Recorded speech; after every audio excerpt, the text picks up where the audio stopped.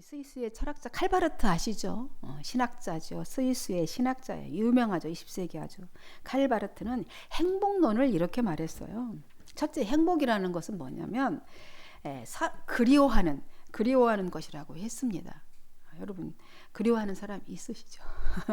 아유, 사모님이 내가 점점 갈수록 기운이 빠져 보이는 거예요. 그래서 내가 왜 그러나 그랬더니 목사님하고 떨어져 있는 시간이 점점 길어질수록 그 생각을 제가 딱 들더라고. 어느 순간에. 사람들은 되게 행복을 막 소유로 생각하시잖아요. 근데 칼바르트는 관계로 생각했어요. 그래서 그리워하고 보고 싶은 사람이 있으면 행복한 사람이다, 이렇게 말을 한 것이죠. 여러분은 보고 싶은 사람이 있잖아요. 글이 있으십니까? 물어야 되겠네. 있으시면 행복한 사람인 겁니다. 그런데 나는 보고 싶은데 상대방은 안 보고 싶은 것이면 불행이겠죠. 그럼 비극이죠. 서로 보고 싶어 할 때 행복하다는 겁니다. 여러분과 저는 서로 보고 싶어 하잖아요. 그래서 이렇게 주일날 만났어요. 행복한 사람들입니다. 둘째는 보고 싶어 하는 사람들이 눈이 서로 마주칠 때, 그렇게 얘기했어요. 이 칼바르트 신학자가 더 높은 행복이 있답니다. 서로 이렇게 눈 마주칠 때, 엄마와 아기가 처음에 눈을 마주치잖아요. 이렇게 아기를 보고 너무너무 좋아. 애들이, 아기가 엄마랑 눈 마주치면 그 안에 그 눈동자 속에 자기가 있잖아. 엄마의 눈동자 속에. 그것을 보고 이 엄마, 나를 낳아준 엄마라는 것을 확인을 하죠. 그래서 아기와 엄마의 눈이 이렇게 마주칠 때 가슴이 터질 것 같잖아요. 다 경험을 하셨죠. 이쪽은 두 분 모르겠지만은 아기와 엄마가 눈이 딱 마주치고 막 그런 웃음을 웃을 때 막 심장이 터질 것 같아요. 막 눈물이 날 때도 있습니다. 어떤 때는 모르겠지. 그런 행복을 느껴보시기 바랍니다. 그러니까 아무 말 없이 그냥 바라봐도 행복한 거예요. 벅차잖아요. 벅차요. 목사님도 마찬가지겠죠. 성도들을 이렇게 바라보고 설교를 합니다. 그런데 성도님과 목사님과 눈이 안 마주쳐. 그렇게 마주치며 설교를 드려야겠죠. 그죠? 설교하는데 옆 사람 보고 딴짓하고 핸드폰 보고 졸고 딴짓을 한다면 마음이 아픕니다. 목사도 마음이 아파요. 어떤 분이 이렇게 이상한 표정을 지었어요. 물론 그것을 바라보시는 하나님도 마음이 아프시겠죠. 따라서 마주치는 눈길이 그잖아요. 마주치는 눈길 속에 사랑과 기쁨과 신뢰가 담겨질 때 행복한 거예요. 서로에게 눈길을 안 주면 어떻게 해요? 상처받습니다. 사람들이 막 화를 내면서 얘기할 때 그러잖아. 눈길도 안 주더라. 그죠? 그때 엄청 열받아 하잖아요. 어떻게 사람한테 눈길도 안 주더라. 이게 눈길이 그런 거예요. 화해를, 극대화를 표현할 때도 그렇게 말해요. 그래서 내가 너무 역시 신학자는 이게 깊이 바라보았구나, 이런 생각이 들더라고요. 셋째, 마음을 온전하게 담은 대화가 있을 때 행복하다, 이렇게 말했어요. 행복론에 대해서 마음을 툭 터놓고 서로 이렇게 부담 없이 말을 다 쏟아 놓을 때 그때 행복하다는 거예요. 근데 얘기했는데 입장이 난처해지진 않을까? 내가 얘기했는데 서로 막 불편할까? 저 사람 혹시 다 나한테 말한 거짓말 섞인 거 아니야? 막 이런 생각을 하면, 그죠? 마음이 찝찝하고 막 뭔가 이상하잖아요. 이제 그런 대화가 아니라 온전히 서로 받아들일 때 행복하다는 겁니다. 어때요? 대화가 안 통하면 못 살아요. 우리 대한민국이 이렇게 된 건 대화가 안 통해서 그렇게 된 거잖아요. 못 살아요. 대화가 안 통하면 숨 막혀요. 막 고구마가 100개를 먹어갖고 막 막혀갖고 숨이 안 쉬어질 것처럼 대화가 안 통하면 못 삽니다. 서로 왜 대화가 안 통하냐면 서로 다른 곳을 쳐다보면 대화가 안 통해요. 서로 같은 곳을 바라봐야 됩니다. 여러분은 어떻습니까? 이 칼바르트의 행복론 공감되십니까? 대답이 없으시네. 그래서 우리 자신은 또 행복한 사람이라고 생각이 되어집니까? 이 얘기 들으니까 세 가지 행복론 얘기해보니 우린 그저 행복한 거예요. 서로 눈길을 마주치고 얘기할 수 있고 서로 대화할 수 있는 사람이 있고 보고 싶은 사람이 있으면 행복한 겁니다.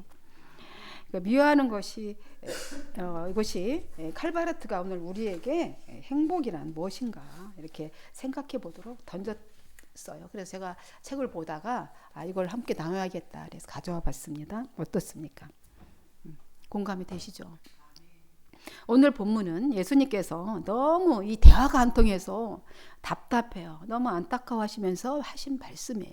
3번씩이나 아까 본문 선포해 드렸지만 너희는 나를 받아들이지 않음으로 말미암아 죽는다. 이 말씀을 3번이나 지금 하고 계셔요. 21절에서 한 번, 22절에서 2번. 죽는다. 함께 한번 읽어볼까요? 제가 딴소리 하나? 21절에 어떻게 했어요? 같이 시작. 다시 이르시되 내가 가리니 너희가 나를 찾다가 너희 죄 가운데서 죽겠고 그랬어요. 그죠? 또 24절 한번 볼까요? 시작. 그러므로 내가 너희에게 말하기를 너희가 너희 죄 가운데서 죽으리라 하였노라. 또 너희가 만일 내가 그인 줄 믿지 아니하면 너희 죄 가운데서 죽으리라. 이렇게 3번 말씀하셨습니다. 말씀을 통해서 이 인생의 오늘 이 말씀을 통해서 의미를 발견했으면 좋겠다 싶습니다. 귀한 은혜가 있으시기를 소망합니다. 이미 우리가 살펴보았듯이 유대인들은 특히 종교 지도자들은 예수님을 전혀 받아들이지 않고 이해하려고도 하지 않았습니다. 그들은 오랫동안 이스라엘에 약속한 메시아를 보내달라고 계속 기도해 왔습니다. 그렇죠? 계속 그 약속하신 그 기도, 그 언약했던 대로 그 메시아를 보내주십시오. 하나님께 기도하였고, 그리고 기다리고 있었습니다. 하나님께서는 이제 때가 차서 약속대로 메시아를 이 땅에 보내주셨습니다. 그런데 그들은 영접하지도 않을 뿐만 아니라 오히려 배척했습니다. 왜냐하면 그들이 원한 메시아는 그런 메시아가 아닙니다. 우리는 로마의 세력을 압축시켜줄 메시아를 기다린 거지 고난받는 메시아가 아니었어요. 그래서 너무나 차원이 다른 하나님의 그 구원 프로젝트 이해할 수가 없습니다. 그래서 이해도 안 되고 받아들일 수가 없는 것입니다. 여러분은 예수님을 인정하고 믿으십니까? 아멘. 기독교는 좋은 교훈을 가르치거나 선행을 하거나 봉사하는 종교가 아닙니다. 이건 일은 모든 종교가 다 합니다. 그죠? 아주 훌륭한, 어쩌면 더 훌륭한 교훈도 있고 선행도 많이 합니다. 봉사도 엄청 많이 합니다. 기독교는 예수 그리스도께서 생명을 내줌으로 내가 생명을 얻게 되는 유일한 생명 공동체인 겁니다. 이것을 잊으면 안 됩니다. 앞에서 말한 것들은 다 생명 안에 거하는 자는 저절로 그렇게 행하게 되는 것이죠. 우선 행위가 뭐냐면 바로 본질이 되어야 되는 것이죠. 그죠? 진정한, 그래야 내가 그 안에 바로 세워졌을 때 진정한 그 행위도 진정한 것이 되는 것입니다. 그러므로 그 믿음과 그 행위는 하나예요, 하나야. 절대 우선순위가 바뀌면 안 됩니다. 우리는 예수 그리스도를 믿는 겁니다. 아멘. 예수 그리스도를 믿는 거예요. 지금 교회가 능력을 잃어버리는 것은요, 종교화 되어버렸기 때문입니다. 하나님께서 내 뜻대로 움직여주는 것을 축복이라고, 그죠? 하나님의 보좌를 움직여라, 기도를 통해서 그것이 축복이라고 말해왔어요. 미신 종교, 혼합 종교가 되어버린 것입니다. 축복은 뭐냐면요, 나 같은 죄인이 예수 그리스도로 말미암아 사망에서 생명으로 옮겨진 겁니다. 이것이 축복입니다.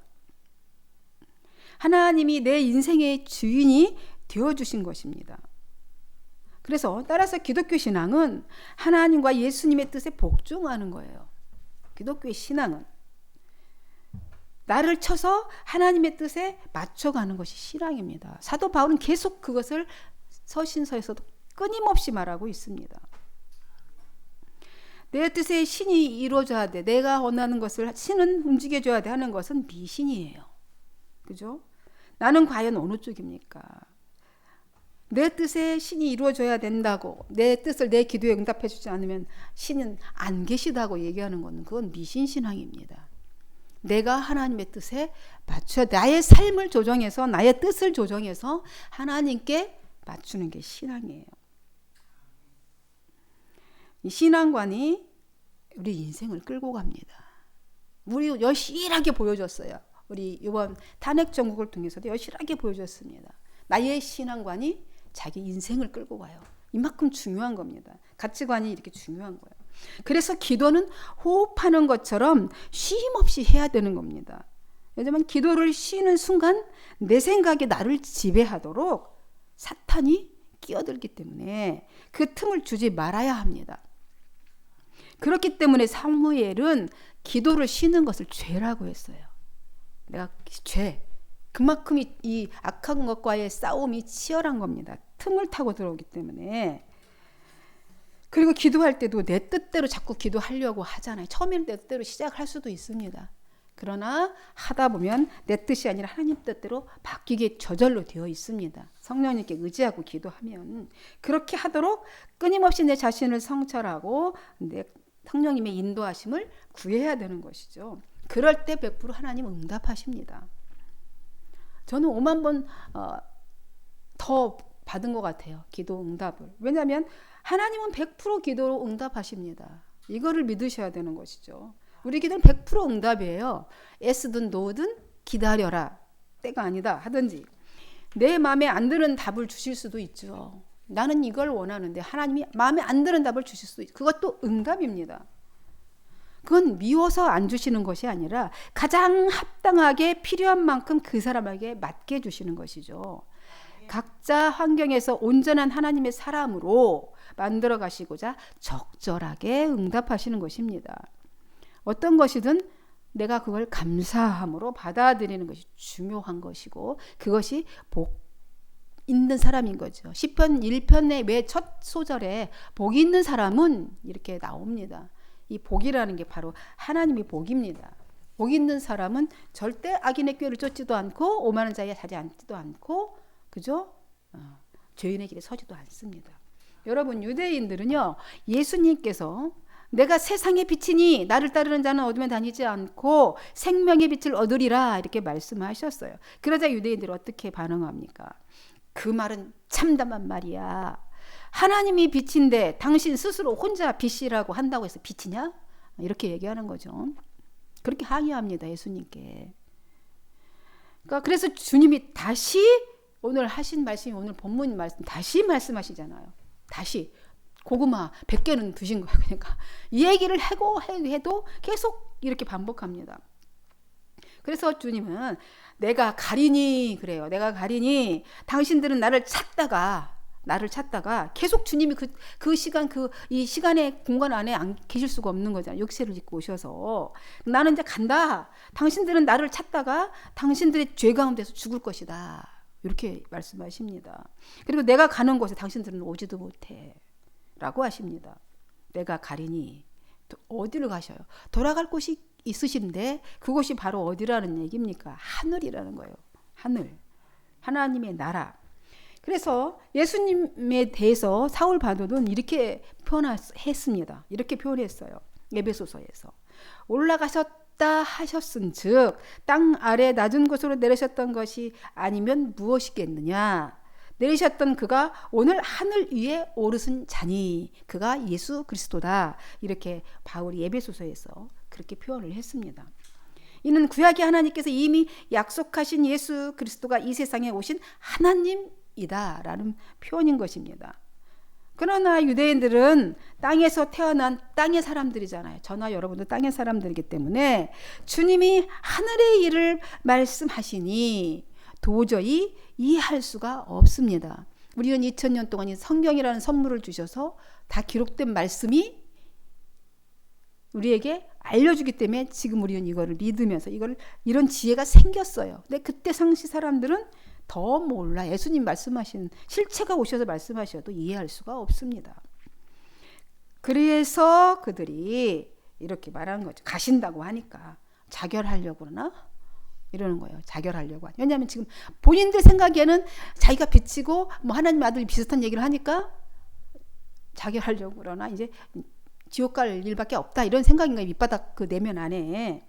이렇게 말하는 의미가 뭐냐면 예수님이 가는 곳이 이제 자기들이 올 수 없다 뭐 이렇게 얘기하니까 자기들은 천국 간다고 믿잖아요.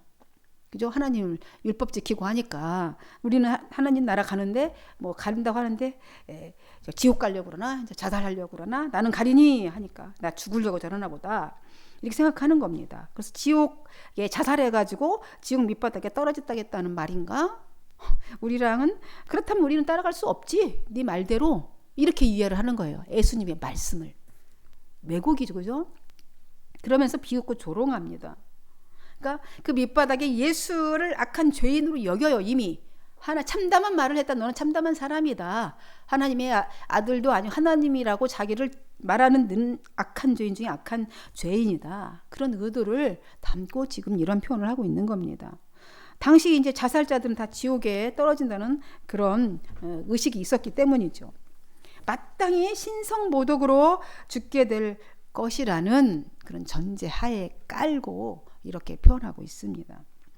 진리를 모르니 진리를 조롱합니다. 이것이 인간의 무지입니다. 이게 인간의 한계고 무지입니다. 이들은 주님께서 나를 찾다가 죽겠고 이렇게 하셨듯이 교만과 탐심 때문에 파랑새, 그죠? 자기들이 원하는 그 메시아만 찾다가, 그러니까 나를 찾다가 주님이 그러시는 찾다가 이미 만났는데도 그걸 모르잖아요. 찾다가 삶을 허비하고 너희들은 죽게 될 거다. 이 주님이 아주 혹독한 말씀이십니다. 너무나 안타까우셨어요. 예수님은 끊임없이 말씀해 주시는데 당신들은 아래에서 왔고 나는 위에서 왔어요. 당신들은 이 세상에 속해 있지만 나는 이 세상에 속해 있지 않습니다. 그 다음 절에 그렇게 말씀하십니다.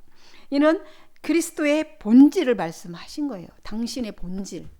당신들은 땅에 있고 나는 하늘에서 온 사람이다. 나는 이 세상에 속하지 않았다는 말씀이고 자신은 거룩한 분이시라는 것을 암시하는 말씀인 거죠.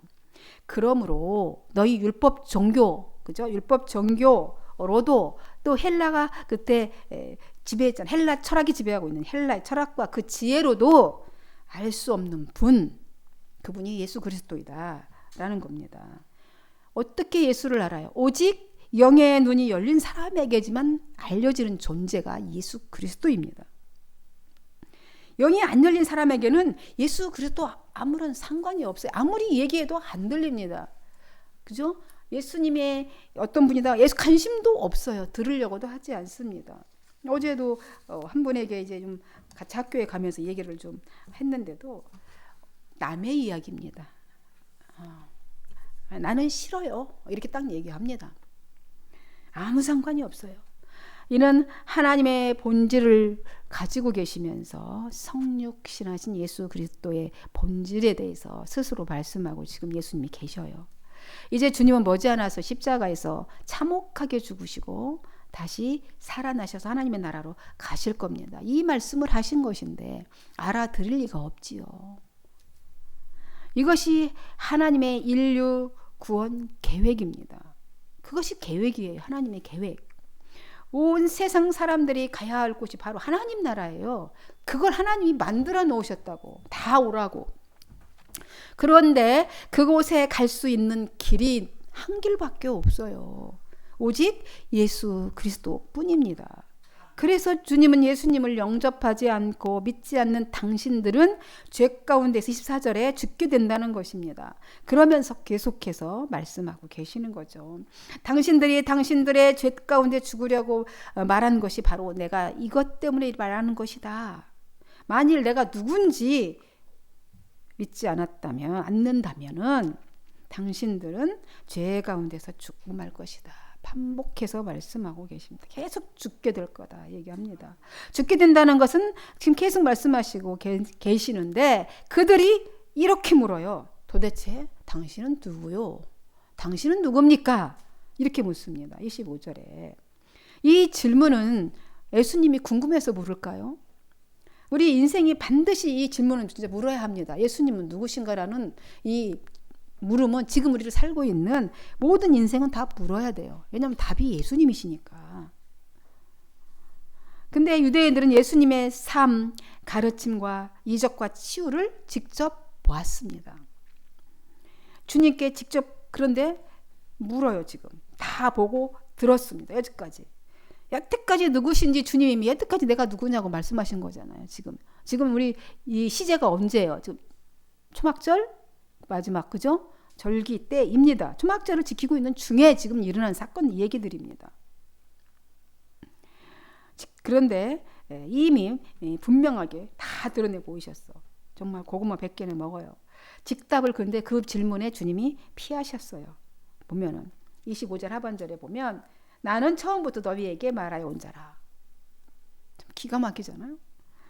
내가 당신들의 지금까지 내가 누구인지는 내내 지금까지 말해왔다.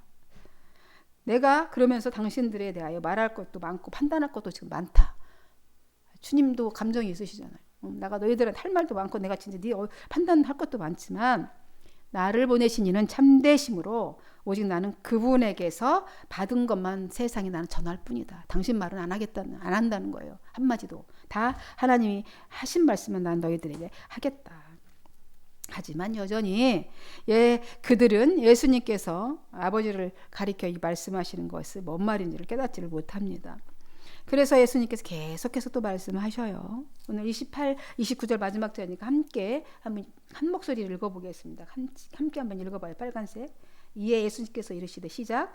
이에 예수께서 이르시되 너희가 인자를 든 후에 내가 그인 줄을 알고 또 내가 스스로 아무것도 하지 아니하고 오직 아버지께서 가르치신 대로 이런 것을 말하는 줄도 알리라. 나를 보내시니가 나와 함께 하시도다. 나는 항상 그가 기뻐하시는 일을 행함으로 나를 혼자 두지 아니하셨느니라. 아멘. 그렇죠? 주님이 이제 함께 읽어봤는데요. 주님이 직접적인 대답을 회피하셨던 것은 대답할 말이 없으셔서가 아니라 그 답이 당신이 어느 답을 내줘도 그들이 어느 면으로든지 그 자들에게는 전혀 유익이 없는 말씀이기 때문에 아예 안 하신 거예요. 오히려 핍박의 조건만 또 한마디 또 더 하시면 또 주님 핍박할 거리만 제공해 주는 거기 때문에 직답을 안 하신 겁니다. 진리는 반드시 드러나게 될 것입니다. 하나님께서 보내신 분이기 때문에 오늘 말씀을 본문을 읽었듯이 밝혀주실 것이기 때문에 왜냐하면 하나님이 함께 늘상 함께 주님과 계셨기 때문에 그분이 하나님이시니까 나는 내가 누구다라고 직접 그렇게 또 얘기할 필요가 없으셨습니다. 주님은 여전히 깨닫지 못하는 그들에게 이렇게 말씀하신 것입니다. 자신이 십자가에서 죽으신 뒤에야 지금 29절에 그런 거죠. 자기가 스스로 자기가 그리스도로서 하나님께서 가르치신 대로 행동하셨다는 것을 알게 될 것이다. 이제 알게 될 것이다. 내가 십자가에 못 박혀 돌아가신 후면 그때야 너 알게 될 것이다 라는 것입니다. 여러분, 예수님의 말씀을 듣고 끝까지 거부하고 믿지 않는 사람도 이렇게 있습니다. 하지만 오늘 마지막 한 절에 너무 소망적인 말씀 한 줄 넣었잖아요. 많은 사람들이 예수님의 말씀을 듣고 믿더라. 그렇죠? 믿는 사람이 많았다. 이렇게 얘기합니다. 동일한 말씀을 하셨는데 이게 믿는 사람도 있고 강력하게 항의하는 사람도 있습니다. 이게 바로 성령의 역사예요.